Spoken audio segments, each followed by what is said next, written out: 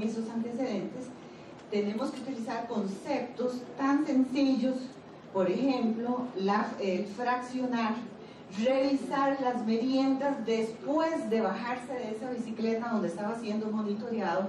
Recordemos que cuando ellos están haciendo ejercicios, hay un monitor donde se está viendo el ritmo cardíaco y lógicamente hay que bajar a una persona si las cosas no están funcionando bien porque se puede infartar, ¿verdad? Entonces, cuando terminan de hacer ejercicios, deben de consumir una merienda, y esa merienda es la que uno debe de negociar cómo se hace, y ahí lleva los principios de la nutrición deportiva, porque aunque la persona sea obesa o la persona venga de un proceso de recuperación de una cirugía, debe tener los nutrientes necesarios para el desarrollo de la masa muscular.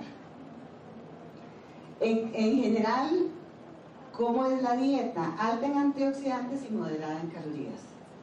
¿Qué significa alta en antioxidantes? ¿Cómo conseguimos los antioxidantes? A través de las frutas, ¿verdad? A través vamos a ver, hay muchos vegetales, y hay un alimento que se vuelve muy importante como saciante y como recuperador, que es el yogur. El yogur post ejercicio es una proteína de muy fácil aceptación, que les da cierta saciedad. Incluso la misma leche, que pasa a ser un buen hidratante por los estudios que se han hecho con respecto a los lácteos y la hidratación, sobre todo la leche, y la fruta, y tal vez algún carbohidrato con alguna fibra. Entonces ellos van a tener una merienda que uno los está acompañando. En estos programas, lo importante es que el nutricionista tenga habilidades para dar consulta nutricional grupal, porque hay que aprovechar el potencial de ellos mismos para lograr modificaciones que sean estables. O sea, la misma experiencia, cuando alguno dice, me tuvieron que bajar de la bicicleta porque me di una comida de tal cosa, inmediatamente ellos, sus compañeros, empiezan a hacer correcciones, y hay que aprovechar ese lenguaje y ese compañerismo para lograr modificaciones que sean estables.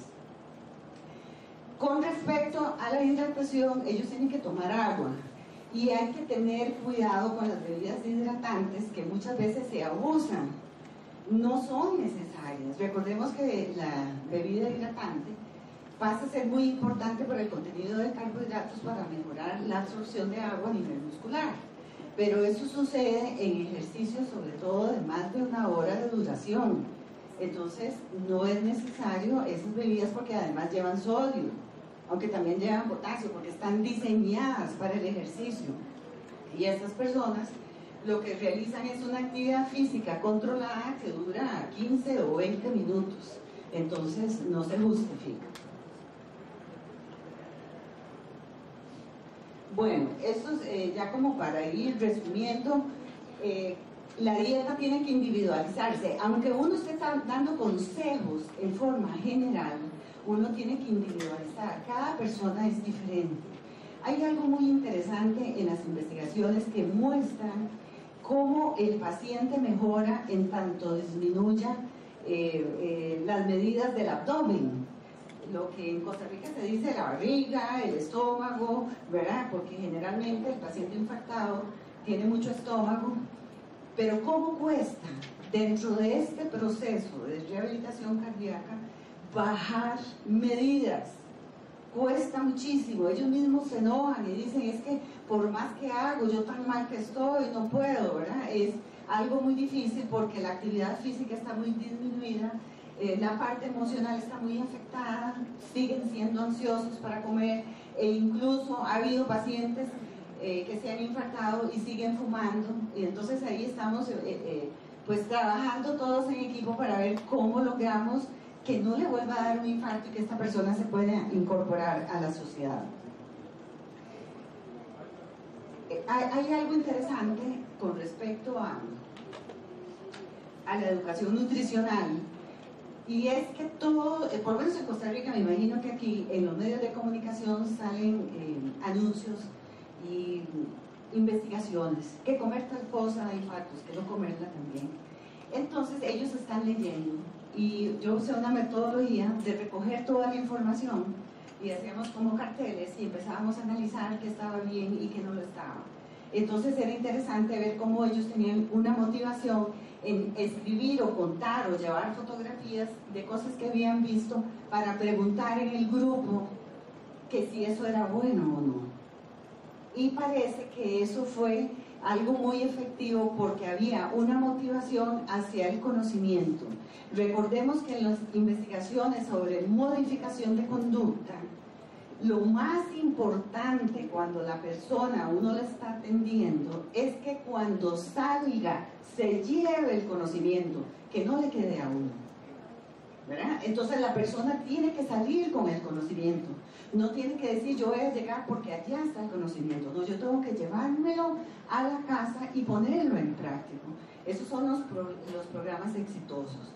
Incluir a la familia, muy importante, porque en los programas de rehabilitación cardíaca tienen que asistir acompañados, no pueden ir solos, lógicamente porque todavía se están rehabilitando, no pueden manejar, ¿verdad? Están en una etapa crítica.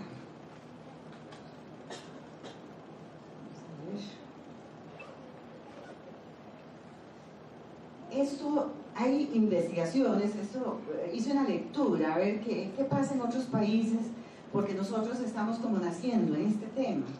Y entonces ellos hablan de que los programas de seguimiento, o sea, una persona está 2 o 3 meses, se le invita al año y se le vuelve a invitar, pero esto no es tan fácil porque hay quienes quieren olvidar todo lo que pasó y casi que nadie sepa que se infartaron. A la gente a veces le da como pena, como vergüenza de haber sufrido una enfermedad de este tipo, porque sienten culpa, porque no se cuidaron, por lo que sea. Y entonces el llamarlos nuevamente para ver cómo han continuado su vida no ha sido muy exitoso, no todos quieren asistir. Pero aquellos que son líderes, esos que siempre, que se hacen como amigos de uno y que muestran que están muy bien y que tienen fotos de antes y después, ellos mismos la hacen, cómo era antes del infarto y cómo son después, se vuelven entes de cambio muy importantes para incluirlos en grupos nuevos.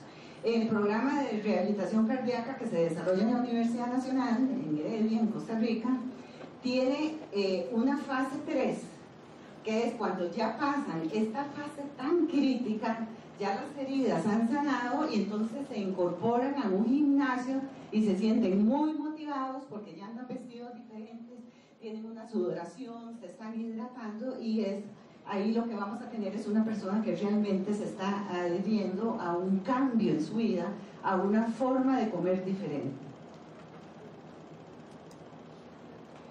Bueno, así, a grosso modo, y con esta fotografía de un volcán que nos está dando muchos dolores de cabeza en Costa Rica, me despido y por supuesto que estoy a la orden para todos ustedes. Muchas gracias.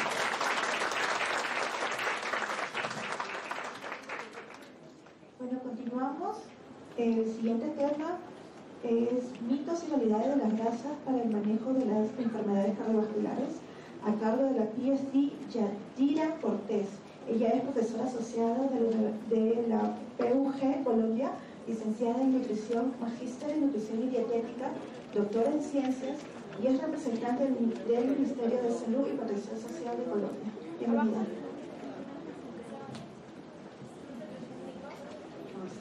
Bueno, buenas tardes a todos, muchas gracias por la asistencia. Creo que estamos como bastante vendedores, como decimos nosotros en Colombia. Está bien taquillera esta sesión. Esperamos no desanimarlos a ustedes. Le doy las gracias primero al comité organizador por volverme a invitar aquí al Perú, un país muy lindo, con una comida, como ya dijeron, deliciosa, y al Cusco, que me trae muy buenos recuerdos. Entonces, vamos a iniciar con la conferencia Mitos y realidades de las grasas en el manejo de las enfermedades cardiovasculares. Sabemos que definitivamente las grasas han sido como el patito feo. Todo el mundo habla mal de las grasas, siempre son las culpables de todo, siempre nos las quieren quitar. Uno dice, no, es que me voy a comer tal, me voy a comer una cosita que es frita, me voy a comer una cosita que tiene grasa, y si usted es nutricionista lo miran re mal, porque si usted no es nutricionista, pero ¿cómo está comiendo eso? Y tampoco es así, vamos a mirar qué tanto de esto es verdad. Sí se sabe que definitivamente han llamado la atención y que han estado relacionados con diversos problemas patológicos, principalmente obesidad, enfermedad cardiovascular y cáncer. Obviamente en esta charla me voy a centrar en la parte de enfermedad cardiovascular, aun cuando hay muchos estudios que la relacionan con las otras dos patologías. Antes de hablar de todo esto y derribar los mitos, quiero recordarles a ustedes que definitivamente las grasas en general juegan un papel muy importante en la fisiología y debemos recordar que forman parte de la estructura de las membranas celulares, le dan la fluidez y tonicidad. Si nosotros tenemos unas membranas que son totalmente de ácidos grasos poliinsaturados, son tan fluidas que nada queda en el sitio donde debe estar. Pero si son tan saturadas, son rígidas y no permiten el intercambio. Por lo tanto, nosotros tenemos que tener unas membranas que tengan esa fluidez y esa tonicidad que la necesita la célula para poder cumplir sus funciones adecuadas. Bueno, esta es fuente de energía, nadie creo que de nutrición le queda una duda. Algunas grasas tienen carácter esencial y son indispensables para la formación de eicosanoides. En la primera charla nos hablaron de los eicosanoides y la hipertensión, por ejemplo, el papel que juegan, no me voy a centrar ahí. Algunos de los ácidos grasos también son segundos mensajeros y regulan la expresión génica. Son vehículos de las vitaminas liposolubles y los antioxidantes y favorecen la saciedad. Entonces, como ustedes ven, definitivamente juegan un papel muy importante en nuestro organismo. Y si juegan tantos papeles importantes, tampoco es que deban ser tan malas. ¿Será que las necesitamos o no? Sí, nos sirven para todo eso. Y a nivel de los alimentos también juegan un papel muy importante. Tienen que ver con la textura, le dan consistencia y estructura a una preparación. Es muy diferente si yo me como una papa cocida, si me la como frita. La consistencia, la textura es diferente, el gusto que le da a uno es diferente. Nos sirven para dar color porque ellas también, los pigmentos y los carotenos son grasas. Las grasas no son solamente ácidos grasos, los pigmentos y los carotenos también son grasas y nos sirven para darle como color a las comidas y obviamente le dan sabor. ¿Y quiénes se le dan? La acetona, los aldehídos y los derivados carbonílicos, que son de las grasas también. Entonces juegan papeles importantes en nuestra fisiología y en nuestro proceso alimentario como tal. ¿Listo? Con esto hablemos algo de historia y nos vamos adentrando en los mitos. Es verdad que definitivamente en la evolución del ser humano la alimentación ha cambiado.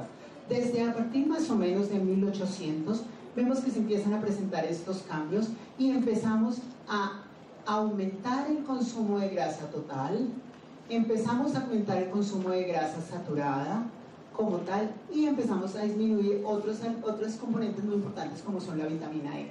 Pero es más que todo a partir de los años 1900 y pico que se empiezan a hacer más cambios y se ve que hay un aumento drástico en el consumo de grasas trans, un aumento en los omega 6 y una disminución en los omega 3. Y todo esto acumulado es lo que nos ha traído todos los problemas y es lo que nosotros vemos actualmente con nuestras enfermedades crónicas. ¿Qué nos ha llevado a todo esto? A que nuestros ancestros tenían un consumo bajo de ácidos grasos saturados y ácidos grasos trans y sobre todo tenían una relación de omega 3, omega 6, ahí está al revés, omega 6, 3 de 2 a 1. En la actualidad nosotros tenemos un alto consumo de ácidos grasos omega 6. En algunos países han reportado hasta relaciones de 30 a 1, cuando la relación debe ser de 5 a 1 máximo, y tenemos alto consumo de ácidos grasos trans. Y vamos a ver todo esto, que es a lo que nos lleva. Entonces, ya con todo este contexto básico, vamos a empezar a derribar mitos y ver qué es verdad y qué no es verdad, para cuando nosotros hablemos con nuestros pacientes. Primer mito: las grasas saturadas son malas y no debemos comer nada que sea grasa saturada. Miremos qué tanto es verdad. Esto empezó en los años 50 con una ecuación que desarrolló Kiss y colaboradores como tal, en los cuales la desarrollaron haciendo un estudio en estos países: Estados Unidos, Canadá, Australia, Inglaterra, Italia y Japón.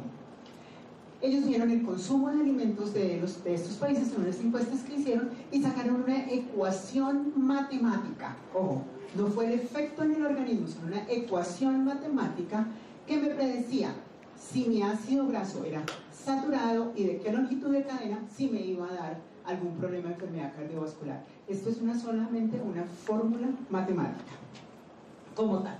Y entonces dijo que los ácidos grasos saturados, principalmente, pues obviamente, pues hay muchos, pero principalmente el áurico, mirístico, palmítico y esteario, elevan el colesterol plasmático. Ahí empezó, y esa es la hipótesis que se llamó la hipótesis de las grasas saturadas y el corazón.